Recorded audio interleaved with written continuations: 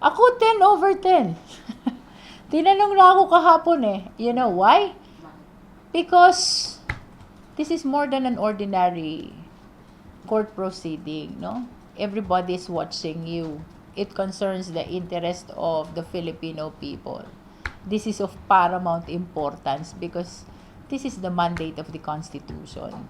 And we're talking about the second highest official of the land who has pronounced already about her intention to run in 2028, no?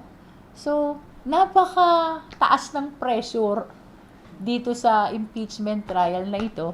Pressure in the sense na napakahalaga nito.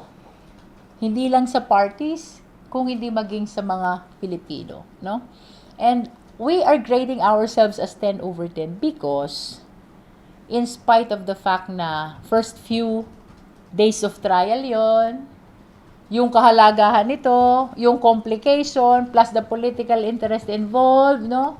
The number of evidence that we needed to present. Amid all that, we were able to achieve our goal for the first 3 days, no? For day 1, our goal is to be able to communicate to our beloved countrymen. Maipaliwanag sa kanila yung kahalagahan nitong impeachment process na ito.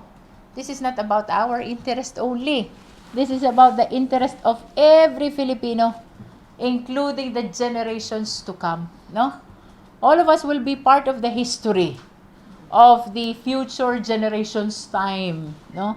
Sabi ko nga dun sa opening statement ko, they will not be asking about today's political alliances. Hindi na nila maalala yan. They will not be asking about today's headlines. They will not be asking about today's slogans. Ang itatanong lang nila, anong ginawa ng impeachment court when this impeachment or articles of impeachment was filed. Dito ba sa mandato ng konstitusyon na ito, tumugon ba tayong lahat? That is the question. And that is very important in as far as democracy of our country is concerned, no? Kapag kasi ang sovereign power ay nasa sa tao, we can still call ourselves as under democratic country. Pero pag nabaligtad na yan, I'm not sure how we call our country now. That is no longer democracy. Because in a democratic country, the people should always be the sovereign power. 10/10 din daw yung rating ng defense sa sarili.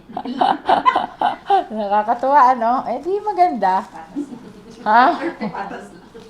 Yeah. And, of course, may kanila silang parameter. Meron kaming sarili naming parameter. Meron silang sariling parameter. And I'm sure the people who believe in the prosecution will be grading us also as 10/10. And those who believe in the defense will be grading them as 10/10. But in as far as we are concerned, in all sincerity, no, we have parameters, we have goals, and I can honestly say, lahat ng goals namin for day 1, day 2, day 3, talagang very well accomplished.